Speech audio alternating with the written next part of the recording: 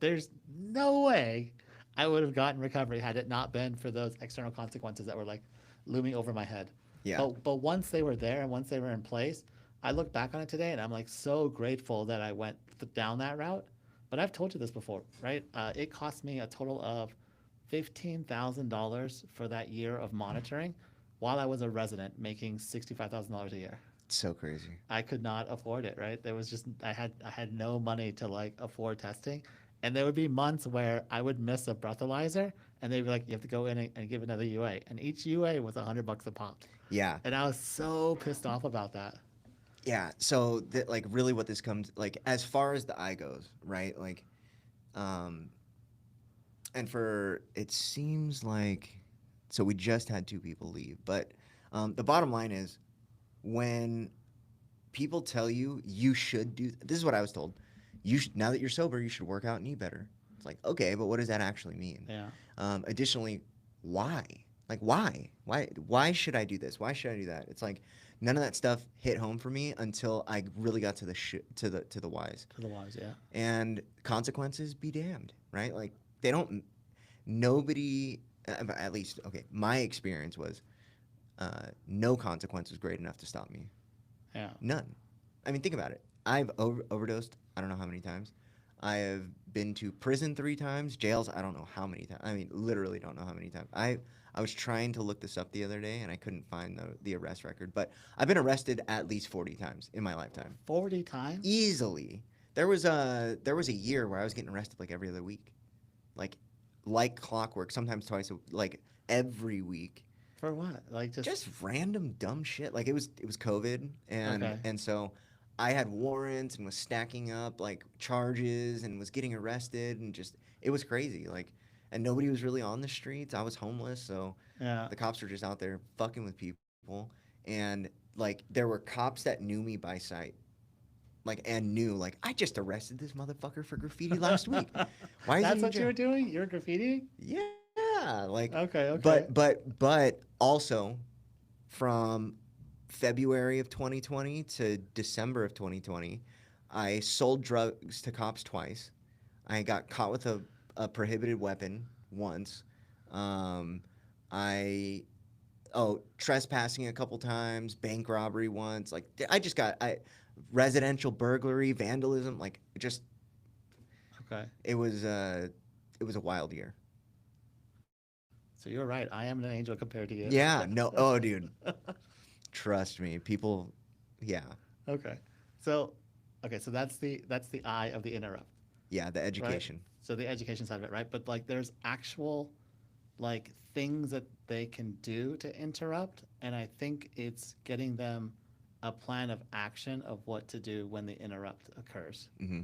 right? Like my plan is to, work out extra. I'm going to call this person in my support group. I'm going to reach out to my sober coach. I'm going to go to an extra couple of meetings, right? Mm-hmm. I'm going to do a cold plunge. Okay. I'm going to run a little bit more. I'm going to go help somebody. I'm going to go try to get my oxytocin. And then it goes back into the S side of it, right, which is the support. So calling up the sponsor support, the community support, the support around the like recovery peer support, and then also the physician side of it to call your doctor and Yeah, see if there's like a way to like actually interrupt that process medically. yeah. And so I think the most important part of this, right, though, because offering these people like awareness around it, that is amazing. But it's really the offering the solution to it is that those things married together is like really what's gonna make this work. But um, I don't know anybody that is aware of pre-relapse in a way that they could prevent themselves from relapsing unless they are white knucklers, and then they just go to meetings, right? Or they They just just could have been yeah, figure out and something. they just don't drink no matter what. Hmm. But this goes back to what I was told by the old timers in the rooms, and they would tell me that we were aware when somebody in our support group was in that escalation. They couldn't really describe it the way that I was describing, but they knew when somebody was in that escalation, and what they would do is they would just circle the wagons. They would give that person support around that time. They wouldn't let them go home by themselves. They would go out to eat with them. They would hang out with them until like midnight. They would let them crash on their couch. Like they were sober, but they were going through it. And so they would offer them as much support as they needed around that time to make sure they got through those 7 to 10 days. And then once they got through it, then they were on the other side of it. It would down regulate, but then it would crop up again. And from what I was told, this happened, like clockwork, once every 4 to 5 months for 5 years. And why do you think the 4 to 5 months is significant? I think it's how often somebody gets triggered by their core wound. Okay. But I think what's more significant is the 5 years, because the 5 years is when you get triggered the most.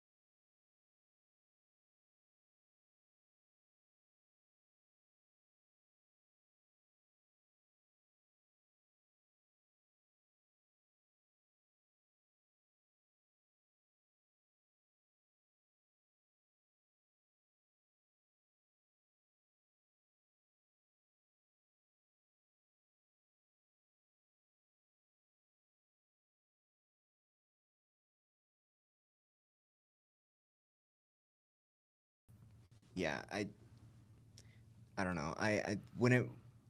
I'm a drug addict, right? And so I don't think that there is much difference by way of like staying sober, but the triggering is definitely different. Alcoholics, there's alcohol everywhere, and it's not only socially acceptable, it's like the social norm to like go out and drink. Yeah. But I do personally think that maybe it's because of my experience, but like my triggers are much more easily managed.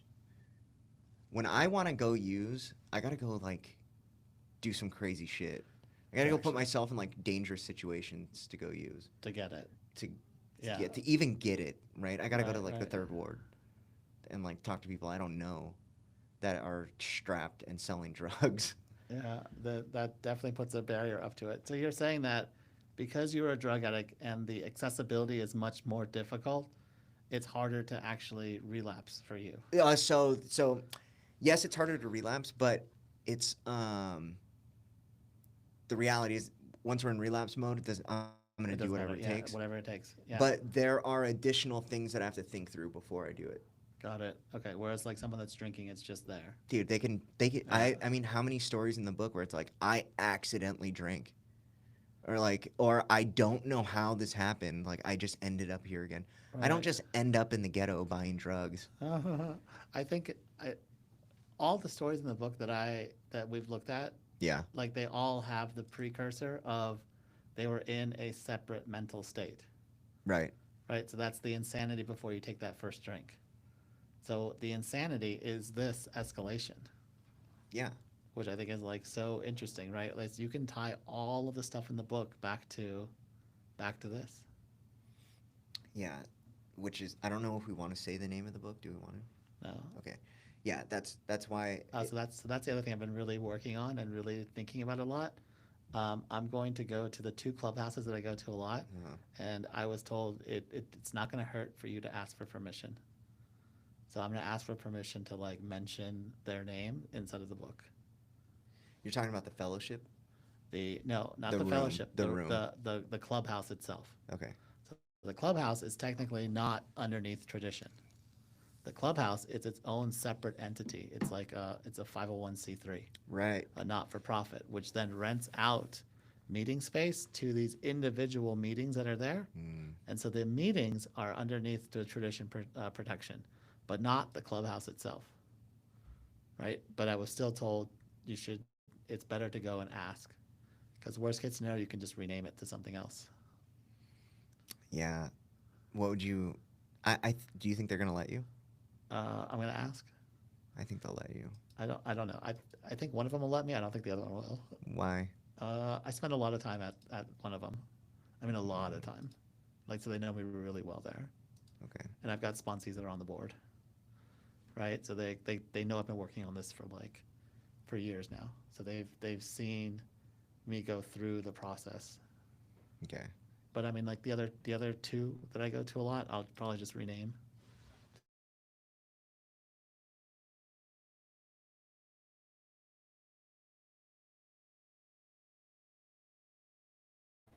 something else. Tried to do X, Y, and Z. I don't want that to come into question.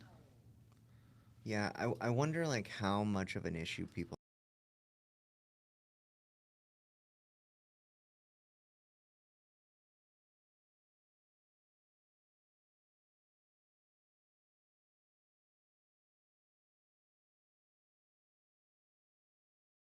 you make this all about a chemical reward. Right. You you basically are chasing a whole nother thing. And my response to that would be, I am not saying that it's only that. I'm saying that's the stepping stone to it.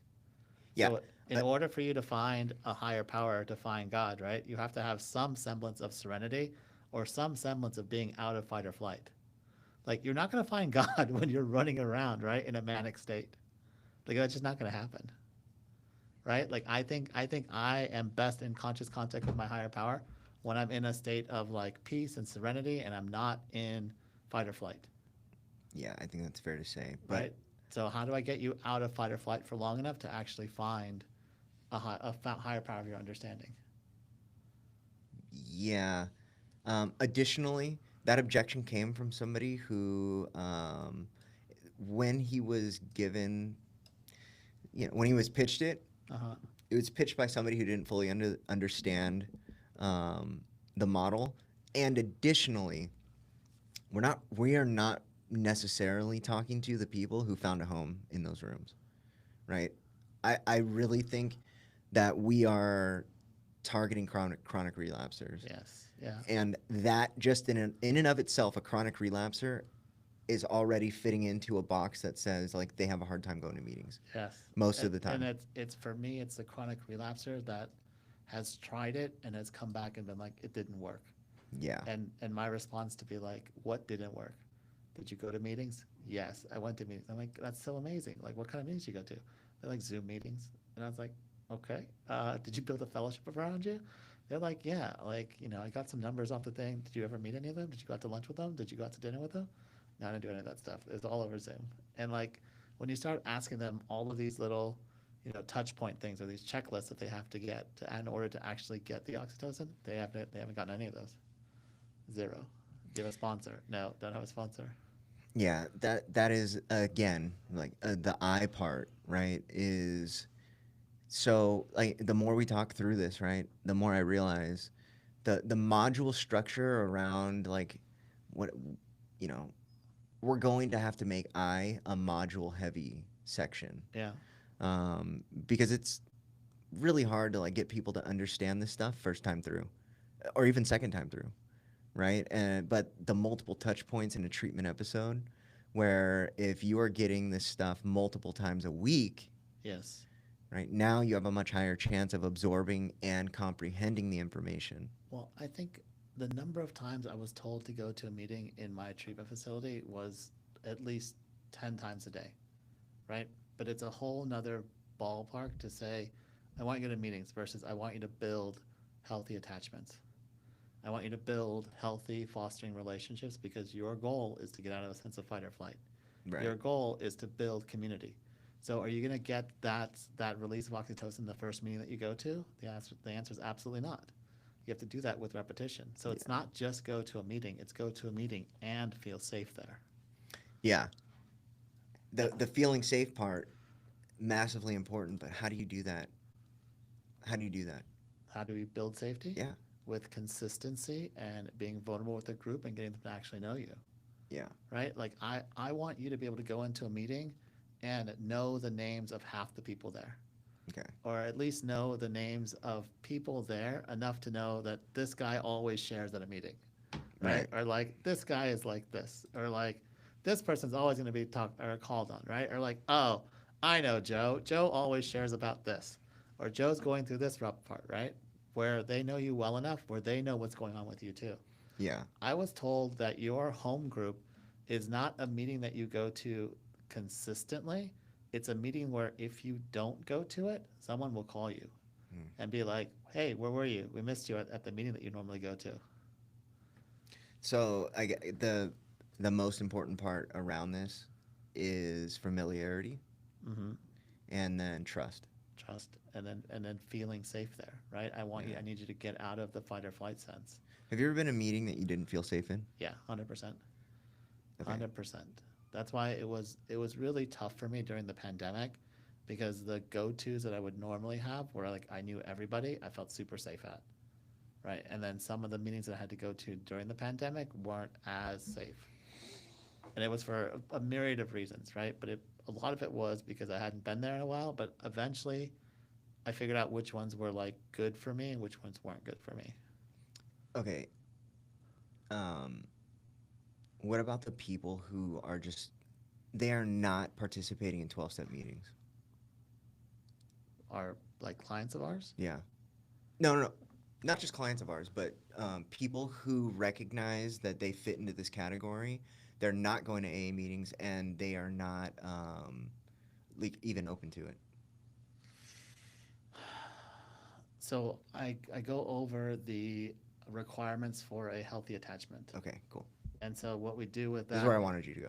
yeah, is that I don't need for you to go to a meeting. I need you to recreate this. The healthy attachment is a safe place, close proximity, and unconditionally accepting. Those are the three criteria for it. Okay. So it can't be in New York, and it can't be like someplace where they don't have enough places to go to as frequently.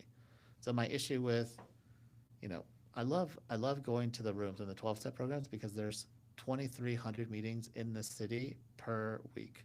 2,300. That's an absurd number of meetings per Yeah. week, right? And There if you aren't can't even 2,300 hours in the week.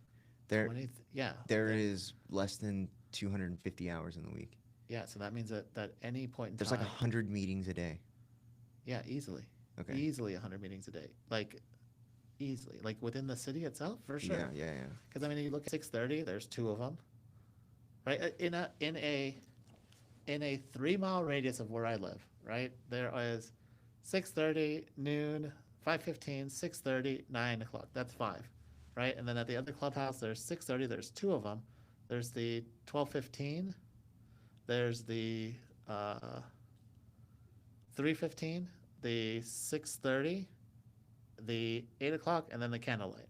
So that's like 8 meetings right there, right? So in the two clubhouses that I know, right, there's 13 meetings, Okay. right? And that's just in a 3 mile radius of where I live. Yeah. So all the other places, like there's easily 100 meetings. It's like if you start counting the church meetings and all of those Mm-hmm. things, Mm-hmm. I'm sure you can get a list from Intergroup of how many meetings there are. You know what? I've looked at those. I've looked at those lists, and there are more than are actually on the list. There are more than there. They're Yeah, not. They're not they're not. listing. Yeah, Yeah, they're they're not not all listing all the registered. meetings. Yeah. Yeah. And that's interesting. Now, the framework around specifically for chronic relapsers and for people who are not comfortable going into the rooms, or for people who have had bad experiences in the room, right? I am one of those people who've had bad experiences in the room, Yeah. but I've also had the advantage of seeing you multiple times a week in conversations and phone calls and talks, and so I understand this model probably better than even the average when this thing is full, like Yeah. full steam ahead, right? Um, That's by design.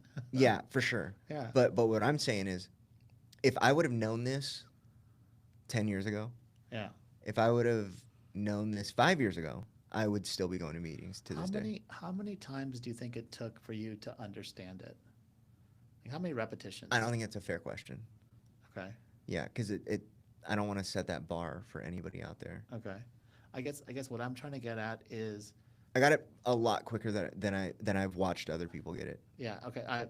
Yeah, you're like super smart. So like that makes sense, right? Well, I was also very, very invested into. So I was a client, Yeah. right? And Oh,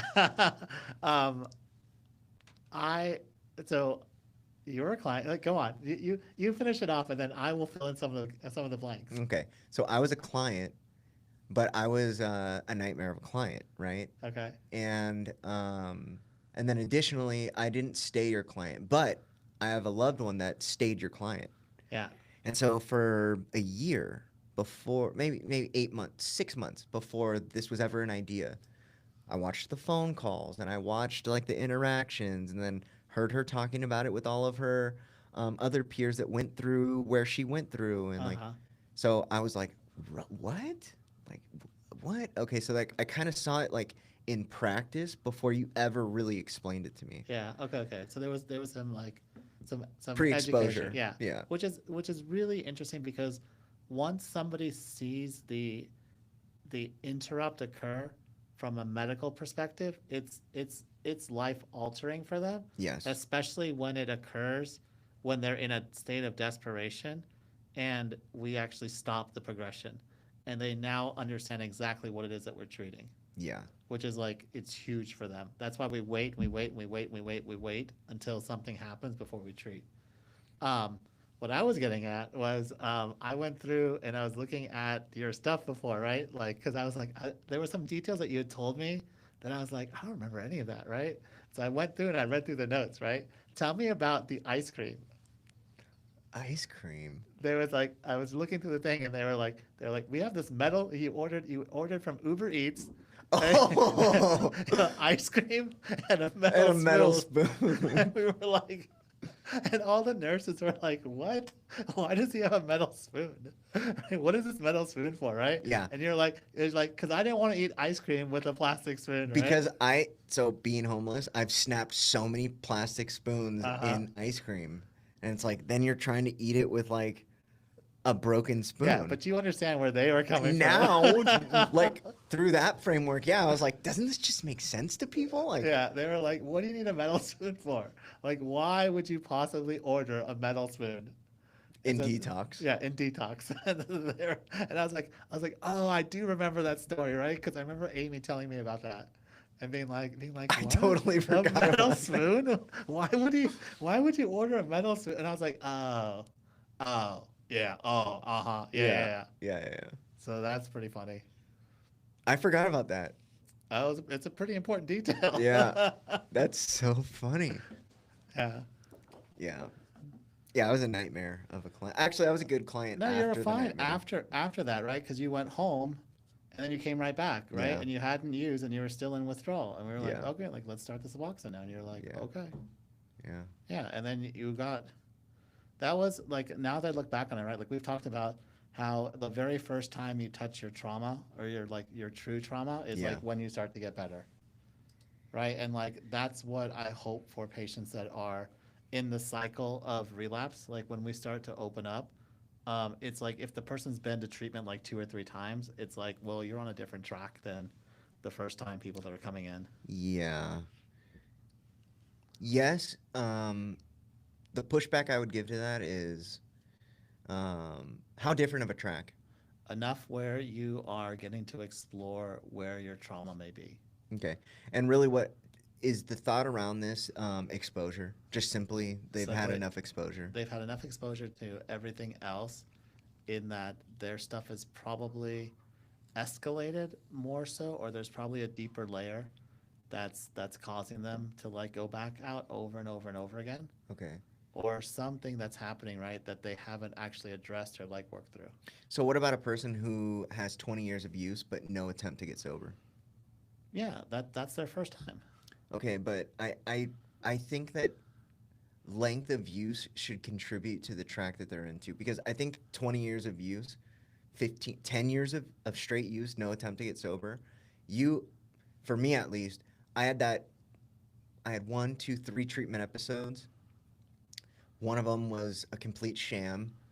One of them was that 7 month episode, and then another long episode.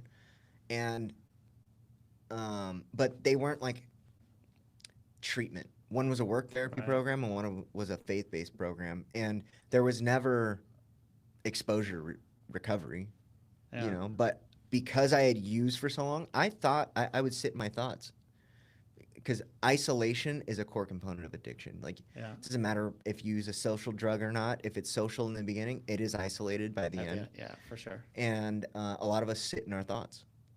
I think that for me, what I see is people, and I'm looking from an alcoholic perspective.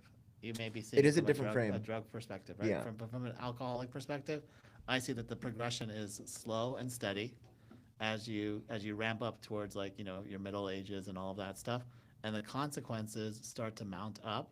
So the trauma is buried underneath all the consequences, And so unless you start addressing the consequences, like you don't really see the trauma that's underneath there. So I don't need to go picking at that when you've got all these other consequences that we can start addressing, right? That's making your life unmanageable at that point in time. If you're a Okay. younger person and you don't have this huge layer of stuff underneath that, then I'm like, by all means, like let's go take a look at that. Okay. How about this? Think about this. Um, After a while, enough consequences stack up, right? Everybody starts to dissect what's going on, Okay. right? And this also might be a factor of drug use versus alcohol use because I didn't sleep, right? Like I wasn't drinking to pass out. I wasn't drinking and then becoming fogged. Like I would stay up for days and days and days, and it was like On heroin? on meth and heroin. Okay, on meth. Yeah. Okay. Um, Heroin too, though. Like, dude, you after you get into like full blown addiction side of it, you're not just passing out all over the place. Like, and you do stay up on just heroin for days too. Okay. And a lot of that, like those late nights by yourself, like depressed, in those like drug cocoons, a lot of us are really thinking about like, how did we end up here? Mm. A lot of people do. But are you looking at, at the age of 10, I had like this trauma point, I right? was, Okay. I was not even closely, I wasn't aware of it, yeah, right? I didn't yeah. even know Okay, that that was the driver. but how many of us do remember? I mean, I remembered it. I just didn't know that that was the driver for it, Yeah, I don't know. So I right? knew.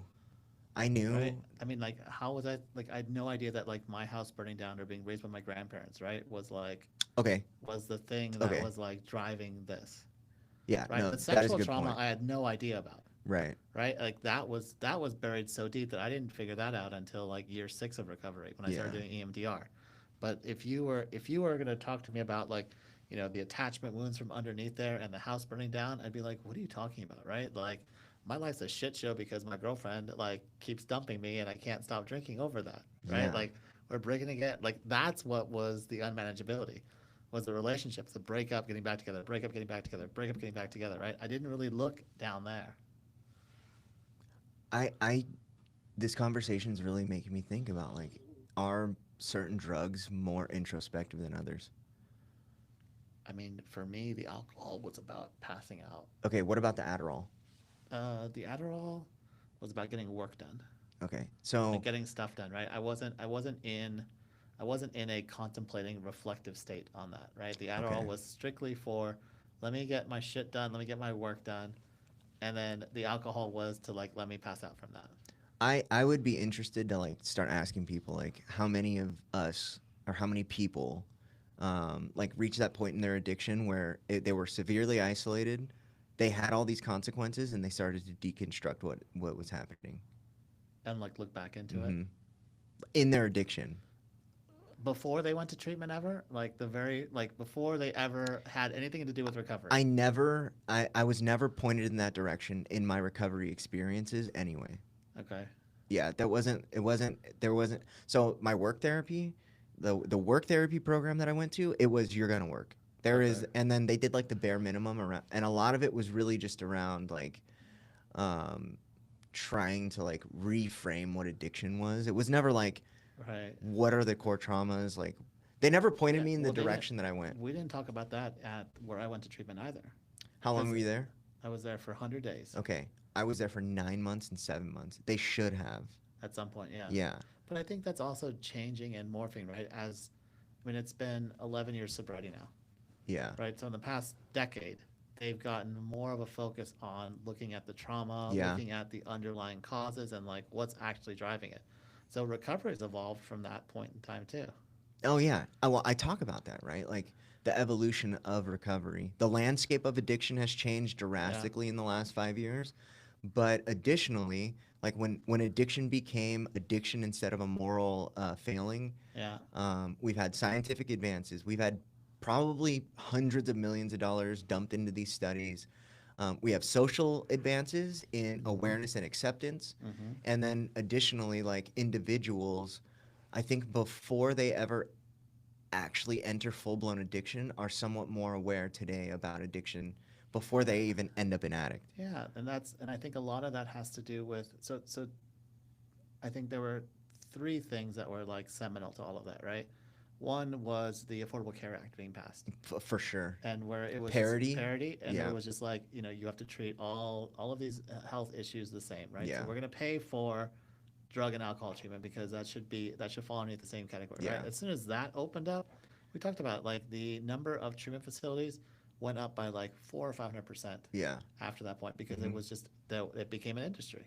There was money to be made around that, right? And so Yeah. it was no longer, you had to pay $50,000 to go to treatment. It was like, oh, it's covered by insurance, so Yeah. like let's get them to treatment. The other thing that's happening too is that I think it's the evolution of the 12-step programs and people getting better and better and better at an earlier age. And so what's happening is that with all the people that are going to treatment, they're basically saying like the first sign of like little Johnny having any issues with drugs and alcohol, it's hey, you're going to treatment. And so all of a sudden there's all these young kids, 18, 19, 20, 25, right, going to treatment, and they are all very aware of all the dysfunction that was underneath it because there isn't these layers of consequences, Okay. right, from where their trauma points were. And so a lot of the stuff that I was doing with this was geared towards the younger population, the younger generation that wasn't all about God. That wasn't going to like hear that particular message, Yeah. but you could clearly see that they were in this escalation. They could not stay sober.